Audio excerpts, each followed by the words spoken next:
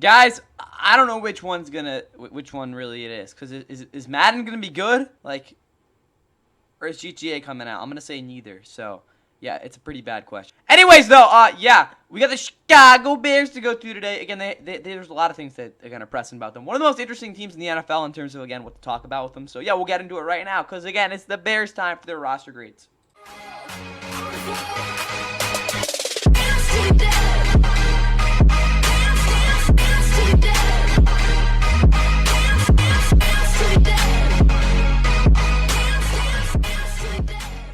And with that, what is going on, guys? Welcome back to the Fun NFL. Please like and subscribe if you guys enjoyed the Chicago Bears 2025 roster grades. There's a lot of stuff to talk about this team, so again, I'm going to try to get in this as quick as possible. As well as fact, again, if you do not know about any of this and you're confused about how I get an overall grade, which will be revealed at the end of this video after I go through all this, then go watch the order from, which is the Tennessee Titans 2025 roster grades. That is in the playlist, and that'll give you all you need to know about this outside of the fact that, again, a good benchmark for the point system that is going to determine the actual letter grade. 234 points is about a C, just to like, kind of give you an idea where average is at. Anyway, though, again, we'll start with quarterback as we always do. Then, the rest of the thing will go as follow. Anyway, though, at quarterback is Caleb Williams. He was the #1 overall pick last season, and he was awful. I mean, many people are like, oh, he wasn't that bad. It was the O-line. It was Matt Eberflus. I mean, it was partly his fault. He's not a very good coach. But at the same time, guys, like Shane Waldron and stuff, like, they had some sort of scheme going. I'm not going to act like it was completely Caleb's fault, but he took so many sacks. He did not get rid of the freaking football. And pretty simply, he was not effective whatsoever. One of the least effective quarterbacks in NFL history in a lot of ways last season. Yeah, he only threw 6 picks, but he took, how many sacks? What was it, 70? 68 sacks. No offense in NFL, in the history of any sport, would ever be able to work with that. So, yeah, Caleb was pretty awful last year. Will he be that bad next year? I kind of see him. There's no way he will be, but still, yeah, not good. Again, if you're a Bears fan expecting Caleb to be great, no. I'd be shocked if he throws for 4,000 yards, let alone 30 touchdowns. Again, if you didn't know, the Bears are the only team in NFL history to never have a quarterback through 4,000 yards. I don't know about 30 touchdowns. We should look that up. NFL teams without a season with their QB throwing 30 TDs. Bears are the only. Yeah, that's crazy. I mean, it makes sense. But yeah, I'll get 4,000 yards too. So maybe Caleb does it. Well, no, he won't, but still. All right, Tyson Bagent. He hasn't played in like 2 years, but he played when Justin Fields got injured back in 2023. Overall, he was somewhat of a decent downfield passer, but his vision over the middle was pretty horrible. And also he did turn over the ball a lot. So I'll say that. But he's got a decent arm as a backup. There's definitely worse guys to have. Then you got Case Keenum, who has been around a really long time. Again, if you didn't know, he has the all-time record for passing yards in a career for a college quarterback. He played for the Texans in 2023. Wasn't very good at all. Then again, he played the Browns in 2021. He was a little bit better that year. And again, really last year actually was the start of it was 2019. And again, with the Vikings and stuff. And he got that shot in 2018. And he was not very good. So yeah, Case Keenum's a veteran, journeyman backup. Austin Reed. Is this the dude that played for Western Kentucky? No, it's not, right? No, that was Bailey Zappi. Yeah, he had like major numbers after Bailey Zappi left. Yeah, he's not good though. Just not really that good. Anyway, though, for Caleb Williams, I'll give them a D+. That might be like really mean, guys, but like Caleb was not good. He was absolutely awful last year. Yeah, Ben Johnson's in here, which again will make a difference. But honestly, I think the best I could give him is a C-. I'm gonna stick it at D+ because I'm just not very confident in Caleb right now. Just simply put there, and I was really just not impressed at all with how he played last year. I don't care about the external factors that again put him there. But if we did say that, it would be an F. But again, that's not really how it's gonna work this year.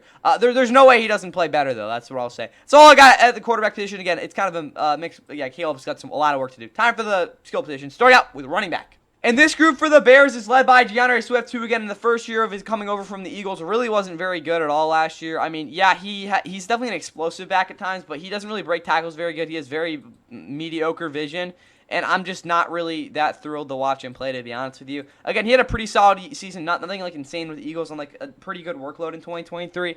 But again, beyond that offensive line, what do you expect him to do? He's never really been a big touchdown scorer. Again, even as a receiver for a guy coming out, you're like, he could definitely be effective there, especially in 2021. He really hasn't developed at all there, so that's a little bit concerning as well. He's not a guy that I'm really thrilled to watch either. Again, he's a decent back. Again, someone can call it fringe start. He's probably a starting caliber back, but like he's not great. Roshan Johnson was very disappointing last year. I wasn't expecting to be great, but I'm like, this guy can break tackles. He'll come in as a power back. Really didn't do that really at all last year. His like only like good effectiveness was the fact that he could get in the end zone pretty decently. But outside of that, he really wasn't good at all. So like, maybe he should step it up so he actually like, because he's got a shot to actually. I wouldn't be surprised if he takes the starter role if he plays well, but he won't because again he's not good enough. Kyle Mongai, I cannot pronounce his name. Monangai, something like that, or Rutgers. He might get actually a couple carries. He's pretty twitchy, but that's really about it because like. Again, like I said, if you wrap him up, he's going to go down. Travis Homer's a really good special teamer and a gadget sort of guy. I don't know if they'll actually use him, but that would be interesting. But yeah, that's what I got on him. At running back, though, I'm just really not that impressed with DeAndre Swift. So I'm going to say a C+. That might be a little bit nice, but like, he's been a starter in his career. He's giving you solid time. I don't even know. That would be a little bit nice. Sure, we're going to say a C, even though, like, DeAndre Swift has been above average at times. We're going to say a C, though, because, like, he's still not that very good. All right, this receiving position. It's definitely not a group that I like. Yeah, it's probably the best way to put it. Keenan Allen, he might come back. I'd probably say no, though. He's unk. He wasn't really good last year either. DJ Moore, still a number one receiver in the NFL, guys. You got to understand that. Him and Caleb really didn't have a good connection at all last year. And I do not know what the hell the Bears offensive coordinators were doing with him, like, whatsoever. He's a downfield threat, and I think, like, 60% of his ADOTs and route tree was, like, literally, like, inverted routes on, like a 10-yard cut, as well as some like comeback crap. It was really bizarre. He didn't get those downfield targets, which I really don't understand why he didn't. That's probably the reason he had a much worse season in 2023, which was the best year in his career, and he looked freaking legit. But still, I think you'll definitely see a bounce back year from DJ Moore next year. And he wasn't even that bad. He was still creating a lot of separation. So again, this is a guy that I've really come to appreciate how good he is. Even though he might not going to be a guy that'll ever score 15 touchdowns. But still, Rome Odunze was not good at all last year. You could argue he's just as bad as Caleb Williams in a lot of ways. He was never on the same page with him. His deep ball tracking really wasn't that good. The only thing that I really think was like productive out of him was the fact that he was able to adjust well and again make those contested catches, which is again why he's in the NFL. Again, like that's his best trait. Outside of, again, deep ball tracking and release packages. But his release wasn't even that, like, effective last year overall. So he's got a lot of work to do. He's still probably the most talented receiver in this group, even more than DJ Moore in a lot of ways. Again, I get how good DJ Moore is, but, like, Rome Odunze coming out, again, a lot more highly touted than DJ Moore was in some ways. So that's why I say that. But, again, he's got a lot of work to do. He was not good at all last year. Luther Burden's not a guy that I'm too thrilled about either. Again, he was very underwhelming after a really freaking good season at Missouri in 2023. But 2024 really wasn't creating too much separation, really just a yak guy, which is I think is going to be good for this offense because they don't really have that in DJ Moore, considering how they could actually use him like to his full extent. And then Rome Odunze never been the greatest there. So Luther Burden is a yak guy. Will be really good to see in the slot, but like even then.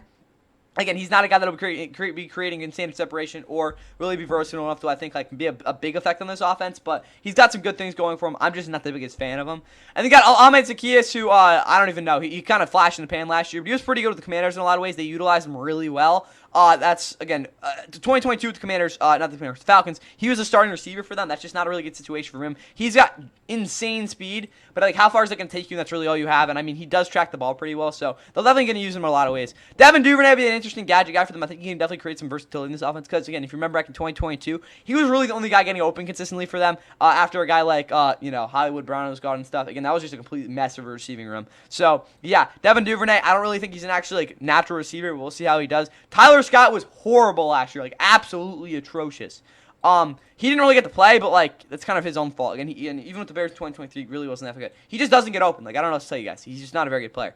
Miles Boykin's played in the past, but he's not really good. And then you got Samari Toure, who had that one touchdown I think for the Packers a couple of years ago. Anyway, though, this receiving room, I think there's like a lot going up for it. But right now, I'll probably have to give it a B-. That might be a little bit nice, but I think I can definitely stick with that because there's some good players in this group, and there's no way Rome Odunze will be that bad. He really didn't even look like a number 3 last year, though, if we're going to be honest, guys. But yeah, DJ Moore's the legit number 1, so I think I'll stick with that. Again, this is like, it's impossible for them not to be a better than average receiving core this year. It's like, there's no way they won't be. Even if they don't produce like it, again, they'll be good. So what is that, 9, 18, 21 points? Then we get over the tight end. Cole Kmet was very underwhelming last season. He wasn't exactly bad, but again, I just don't think he really ever got on like the same, I wouldn't even say same page, like into rhythm with Caleb. And again, a lot of his targets were underneath, which is just not really where his game is at this point in his career. More of like an again, sort of a level concept sort of guy. Again, that's where he thrives. But overall, I think, again, he's still a versatile guy who can block pretty well. So I don't know if he's the best tight end in this room right now. I do not know where in that. But yeah, Cole Kmet's just going to, he'll be chilling. Colston Loveland's the best. I think in a lot of ways he's more, I wouldn't say intriguing, but more valuable than a guy like Tyler Warren just because he can actually block. But again, even as a receiver, he's just not the greatest. So again, we'll see how they use him. But yeah, he's that again with the 10th pick. I think that was a huge reach. But again, they'll definitely reap the benefits again if they use him right. Durham Smythe is a solid, decent. I wouldn't say solid. He's a decent blocker, and again, you could probably use him a little bit, but he's just not very good. Again, the Dolphins gave him a shot to start in 2022. Really didn't do too well. So that's what I'll say there. But either way, tight end room isn't great. I'm gonna say a B- though, because like I said, it's gonna be really hard for them not to be good. But again, not Colson Loveland. Cole Kmet wasn't very good last year. He was a little bit, honestly, an average guy overall. And then you got Colson Loveland, who should be really good, but, like, we'll see. And then, again, the rest is, So, again, really good duo for sure, again, going into the season. But, like, and Colson Loveland being unproven, like, I'm not the biggest fan of that. So, that's going to be 14 points, I think, for that. And then we're going to see what this offensive line looks like. All right, look at this offensive line. We'll start out with Braxton Jones, who I'm torn on actually calling a franchise left tackle. I don't think that's the right, I don't even know, like, labeling for him. He's a solid player for sure. Again, he was drafted in 2022. Never really had, much to do his first season. And then in 2023, he got a real shot to start, and he did a solid job. Then last year, he was even better. But my issue is he's just not going to really be a guy that'll shut down a premier edge rusher. He will get, I wouldn't even say dog now, but he'll struggle for sure. But I still think he's a solid player because he's always going to be a quality run blocker, and he sustained blocks at a pretty decent clip last year from what I saw on film. So I got to be pretty happy with that. Kieran, I cannot pronounce this guy's name, but he is an absolute freak. And not in a good way. No, I'm joking. He was really good at Yale in college. Again, on the Bufa quality. Again, I'm not throwing shade at Yale for that, but still, overall, he's definitely a guy who's got some athleticism, but I don't really know how far I can take him considering he really wasn't facing any sort of advanced moves outside of maybe a little bit of bend, a little bit of a swim move, and the power and stuff. Anyway, though, Joe Thuney, you could argue is the best guard in football right now. That was the best season of his career last year for sure. He damn near missed like 2 blocks the entire season from what I saw. Yeah, that was a huge acquisition there. Ryan Bates is a solid backup as well. He never really got his footing with the Bills, but like I don't really think that's going to be a big issue for him because like last year with the Bears when he played, he wasn't actually that bad as a pass blocker, which is what they need. Drew Dahlman's not the greatest center. I think with the Falcons, the way they used him was actually very smart because he's actually a solid pull blocker. Which is kind of weird, but it works with him, and he's also he's got some pretty decent quickness. But actually, like in terms of like preventing some of those power, again like moving the pocket sort of things by the defensive tackle, that's something he'll definitely struggle with. Gerard Kramer's definitely a little bit better with that, but at the same time, he's just not as good. So like that's what I got on him. Luke Newman, we'll see what happens with him. I wouldn't say I wouldn't be shocked, but I think it would be tough for him to really carve out a role in this O-line. And then you got to look at Jonah Jackson, who. Thank you for saving the Rams there. So basically, Jonah Jackson got traded to the Bears for a second-round pick, and they took on his contract. I really don't know why. He was absolutely awful when he played last year. Also got injured. That was just a bad signing by the Rams, and they got out of it. So thank you, Bears. But he's not going to be a good player for them. Like, I'm sorry. Like, his only good year was 2021. He got injured. Like, I'll say he was respectable in 2022, but he also got injured that year. And then he didn't get injured in 2021. He got injured in 2022, and then 2023 definitely got injured. But then last year he was just bad. So I don't know what to tell you guys. He's definitely got some like talent for sure, but that really hasn't like carved out since 2021 where he was really good. That was really his only good year. Bill Murray, yeah, he's a solid, versatile, guy who can move around. And really the only thing keeping him in the league is the fact that he's decent against speed rushers. Darnell Wright. He's a really good right tackle. Again, I get the numbers will not ever look good for him. But considering he's going to be a guy who's really just, at some point last season was really just every single snap dropping back and hopefully keeping guys in front of him. I mean, that's kind of what it was like last year. He really never got, played to his strengths at all. Again, I don't really love him in this system, but the fact that, again, he's that talented, I think really helps him out a lot. And overall, guys, he did step up to the challenge last year. Ozzy Trapolio, another guy that I wouldn't say I trust, but I think it's a decent backup. So you look at this overall, the interior is really solid for depth, and they got 2 tackles that are a little bit questionable. But overall, guys, this offensive line is somewhat improved. The right guard and center are definitely questionable for me, but the rest of this O-line is pretty good. So if I had to give them a grade, I'll even show you guys. We go to Broderick Jones, PFF. They're going to load? Yeah, there we go. Braxton Jones. Load that up. And then we get to his. As this thing loads. But yeah, I was going to get to this. Overall, this offensive line has some good players. Yeah, he was really solid last year. But honestly, guys, I'm going to give this offensive line a B. That might be a little bit high for some people, even for me. But the fact they've got, again, Darnell Wright, who's really freaking good. I get the numbers don't support that. But on film, he definitely showed it. Again, a rare ability to consistently be able to drop, for, again, quarterback to, just drop back game the entire offense. That's literally the offense, and he'll be able to hold up with that. And then you got Braxton Jones, who I'm like fringing on that franchise tackle sort of thing. And you got Joe Tooney, who again is probably the best guard in football. So again, adding Joe Tooney in there, it's got to be a B, even though again I don't love the right guard and center situation. But the depth overall, I think also holds up. So that's going to be 6-12 and 16 points. We add that into the overall offense. 15, 15, 21, 14, 16, 81 points for a really inconsistent offense last year. But they're still pretty talented, even though, maybe not as talented as last year. How many this season? That's going to put them in the D+, which I don't really think is very fair. I'm going to say I'm gonna say a D+ because I think that does hold up somewhat. Like, yeah, the receiving core has some talent, but like Caleb wasn't good at all last year. He was just straight up not effective.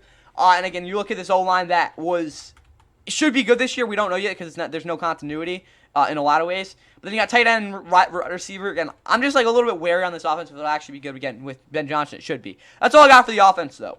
All right, and a fear with this defense coming into last year was that Montez Sweat would do a lot of the heavy lifting. Well, that is the case, but he didn't really do much, so this defense kind of was like out to dry in a lot of ways, especially for this secondary, which we'll get to in a minute. But again, we'll start out with the front seven, and again, this defensive line, and I guess we'll get in the interior. Grady Jarrett coming over from Atlanta. I really don't. It was pretty bizarre that he got released by them, but I mean, I guess they wanted to do that. He was probably coming off one of his better seasons in a while now.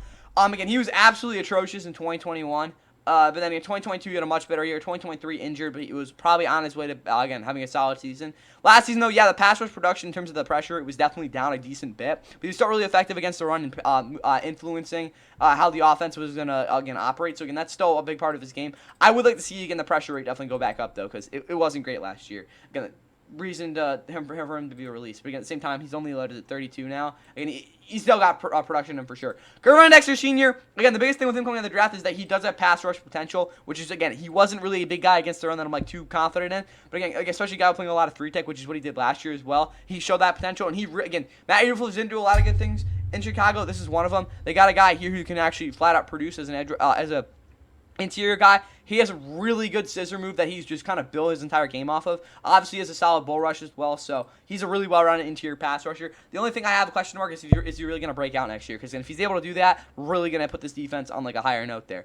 Andrew Billings is just not a very good player. I'm sorry, I don't really know another way to put it. Because, like, again, there were times with the Raiders even that I thought he was a solid, what it's called, not even run stuffer. Just, you can, like, completely penetrate every single play. But it's, like, ever since that, like, I don't know, it was, like, week 7 or 8, I think. No, it was against the Jags. After that game against the Jags, really didn't do too much. And then we look at him in the past years with the Bears, he really hasn't been a productive player. So, we'll see what happens, though, with him. You got Shamar Turner, who I'm not the biggest fan on the interior, but, again, he definitely has some good things for him. Picking him in the second round might be a little bit high for my liking as well. I think I might, if we look at the big board, I don't even know where I had him. Shamar Turner. Yeah, he was my 137. They picked him at 62. That's like really high. But still, he's definitely got some things going for him. Again, you got Zach Pickens, who really has not found his footing at all in the league yet. He had some shots to start in 2023, if I believe. Yeah, 2023, he got some time. He wasn't very good. Last year, he really struggled, from what I heard, especially in the training camp parts. So he's got a lot of stuff to work on. But again, at times I thought he was better than Gervon Dexter, again, grading him out wise, but again, he's got a lot of stuff to work on. All right, then we look at the edge rushing group.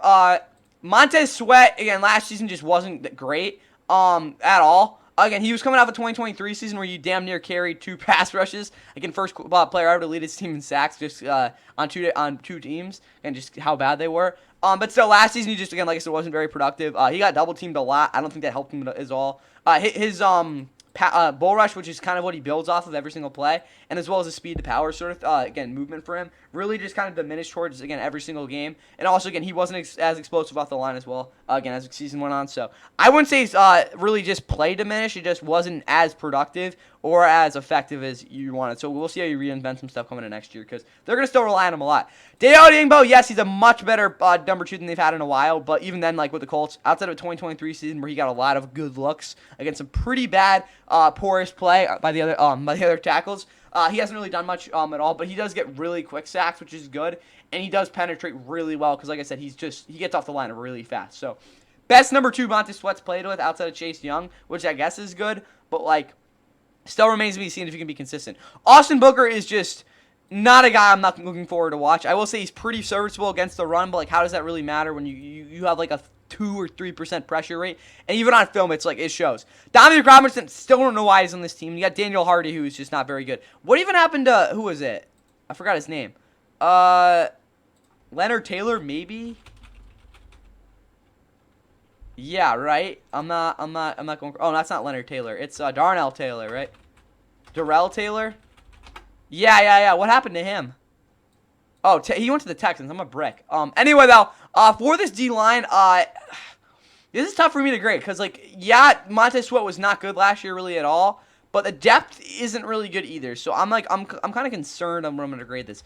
D line overall, I'm going to say is a B because I like the outlook of it overall, but that might be a little bit nice. Again, none of these guys are particularly elite run defenders. I mean, Grady Jarrett is, but like even that is kind of a reach. So I'm going to say a B, though. I like where their D-line's going. But the pass rush is definitely a little bit more worrisome because, again, like I said, Montez Sweat wasn't really even close to number one guy last year. Grady Jarrett didn't have great, again, overall production. Gervon Dexter really helps us out, though. And then Odingo, like I said, wasn't very good at all either. So, no depth as well kind of puts this at like a little shallower grade. I'm going to say I have to put it at C+. I like, at this point, like, you can't really be depending on consistent production, which also kind of, it's really going to diminish them.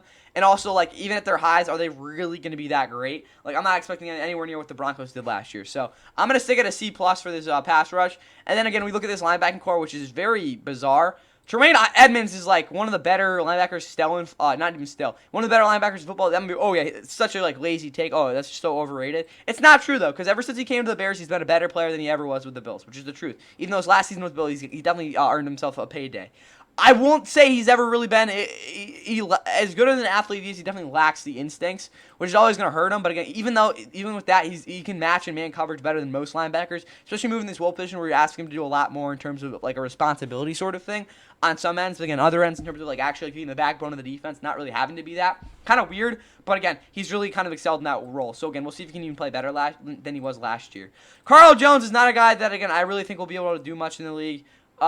Really at all, guys. Like, yeah, good luck for him. And then you got TJ Edwards, who never was a guy that I'm really confident in because he's kind of slow, but he was a freaking crazy good run defender last year, and just completely helped the run fits a lot. I will say, though, he's not going to be a guy you want to see in coverage too much. Again, flat zones, he's decent, but, like, very limited there, which is going to kind of hold him back. But again, as a starting middle linebacker, pretty solid. Aman Agbenambiabiadia, I cannot pronounce his name.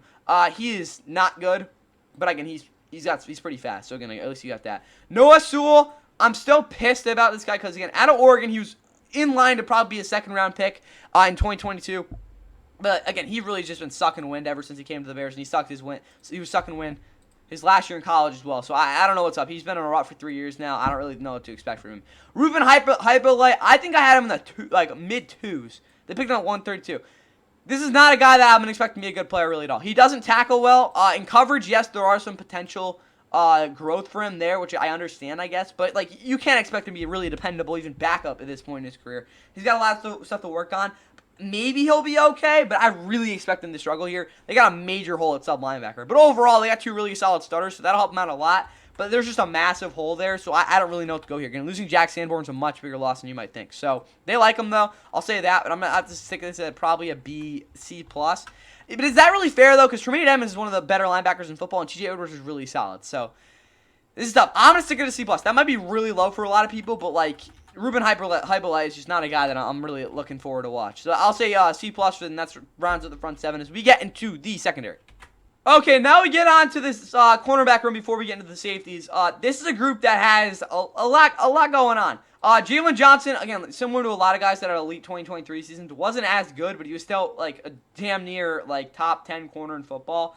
I think he was definitely a lot more involved against the run, which I guess is decent. He got targeted a decent bit more as well, but I didn't see the same zone coverage tenacity or the same like consistency in terms of preventing separation and man. But it really doesn't matter because he's still that talented and, you know, he's elite. Like, yeah, we know that. Even though he wasn't exactly elite last year. Zod Frazier, ooh. This guy actually has some decent ball tracking ability, and he really does well when the ball is in the air. But that really doesn't matter because in man coverage, he's just not that effective. I could see him as a boundary guy who they try to kind of like sneak in there and playing a lot of zone. But you can't have him playing consistent man coverage because he will get exposed because he just doesn't have the hip fluidity there. Tyree Stevenson, as much of a meme he is now because of, again, all that crap that happened to Hail Mary against the Commanders and stuff, he's still a guy who, yeah, last year wasn't good. I mean, like, the numbers support it. I mean, everything does. He got targeted a crap ton. He's still an above-average guy in man. Like, there's no way around it. Like, that's like who he is. And even though his zone coverage discipline was atrocious last year, he's still a guy that you're going to keep on your roster any day of the week. Like, he's just too good for that. Definitely going to look to maybe be a little bit more focused this year. That's what I got him. Nick McLeod is not a guy you want to see in the field. Shaun Wade is still in the NFL. Yeah, that's the hole we fall off on him. And you got Terrell Smith, who is a decent depth piece for him. Kyler Gordon, his numbers are awful. There's no way around that. But again, there's a reason he's been starting for 3 years. He's going to be a guy that, again, he gave you your best production last year in coverage. But again, he's still a guy that has a lot of stuff to work on. I just got to see those numbers go down. Like, as good as he looks on film sometimes, like, it doesn't really matter because, like, the numbers are just absolutely atrocious. And you kind of can't really explain it. But that's, it's got to change at some point because, again, the numbers in a lot of ways don't lie. So we'll see on him. And they got Josh Blackwell, who's a decent guy to put on the field as well. So I don't hate their depth. The starting group has had better days for sure. So I'll still give it a B plus. B-ish. I'm going to say a B because, Tyreek Stevenson is needing back bounce back year. Kyle Gordon's never really been, like, again, I like him a lot, but, like I said, he was horrible in 2023. Last year finally looked good. So, yeah. But, yeah, Jalen Johnson's elite. So, I think a B is fair there. 16 points, though, for the cornerbacks. And then we look at the safety position. Kevin Byard is so old and he plays like it. But, again, last year, after a 2023 season, it was kind of very bizarre.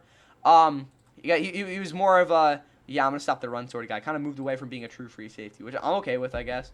But yeah, Jonathan Owens is not a solid backup. He's okay. Again, kind of a little bit overrated and stuff, but he'll give you something. Elijah Hicks is a solid guy to put on the field as well. And you got Jaquan Brisker, who he's a freaking beast. He only played 5 games last year, but look out for 2025 on him.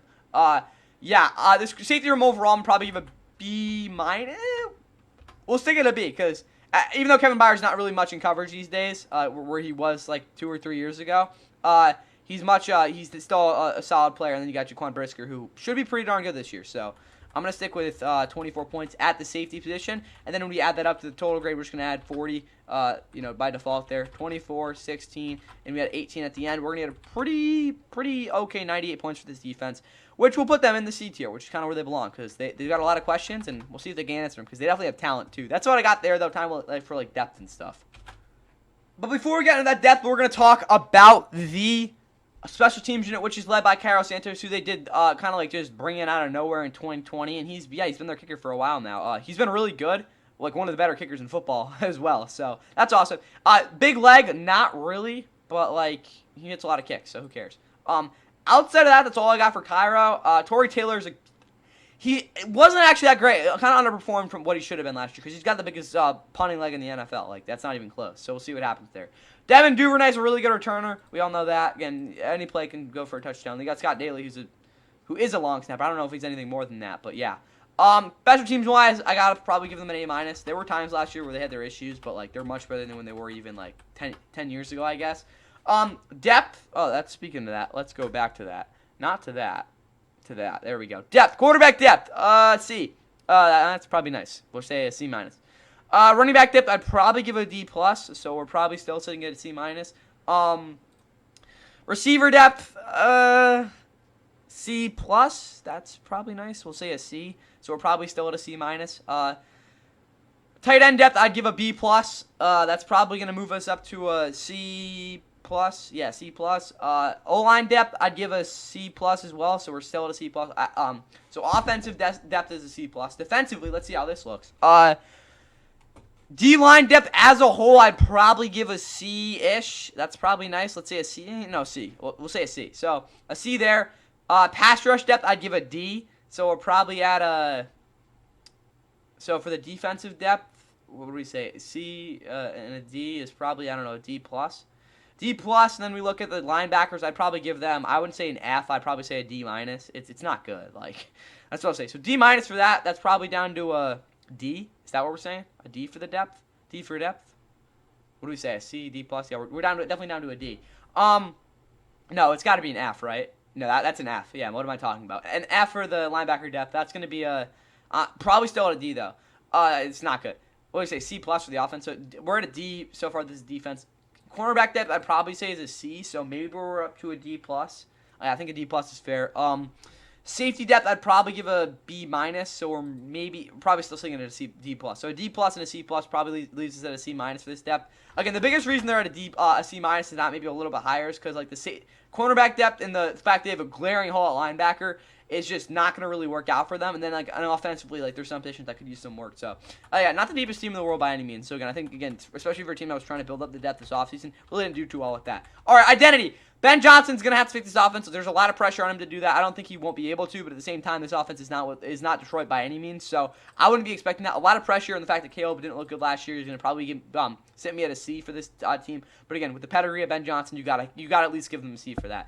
Defensively, really weren't too awful last year, but again, there's a lot of pressure on certain guys, and again, if they get hurt or something, this defense will be pretty awful, and again, they really weren't that effective overall as well last year, despite it not being too bad, so I'm going to probably say a C as well for them, which means they're going to see a lot of pressure on certain guys. And again, if they don't perform, that's going to probably hurt them most overall. But we'll see what happens. That's all I got for that. And now let's see what the overall roster grade figures out to want to be. Yeah, there we go. And we add up the metrics. We get to 232 points. That's going to put us in the C tier, which is probably where this roster belongs, guys. Many people, the Chicago offense, our team got better, but I argue they actually might have gotten worse. Maybe not throughout the offseason, but like, you know, as the season and the offseason went along. Yeah, I'm going to say a C, though, for this roster because I mean, there's some parts of it that I like a lot, but like not really. Outside of like their again, like I said, there's some solid groups overall, but like how far is that gonna actually take you when you like have a lot of unproven parts? And yes, a couple like Joe Tooney coming in is always gonna be a major addition, but like that's probably the only thing I could probably say in the offseason that was like legitimately a good move by them. Outside of that, as the title suggests, it was a questionable offseason, and then you get a questionable roster. Who knows what will happen, though, because, again, Ben Johnson coming in was probably one of the biggest hires in the past 5 years. That's all I got for the Bears, though, and we will talk about them when they lose don't make the playoffs again. I'm joking. That's all I got for the Bears. Here's a hint of the next team. Very obvious. 1st and 10 from the 20 for Iowa State on offense. Breece Hall having a career night.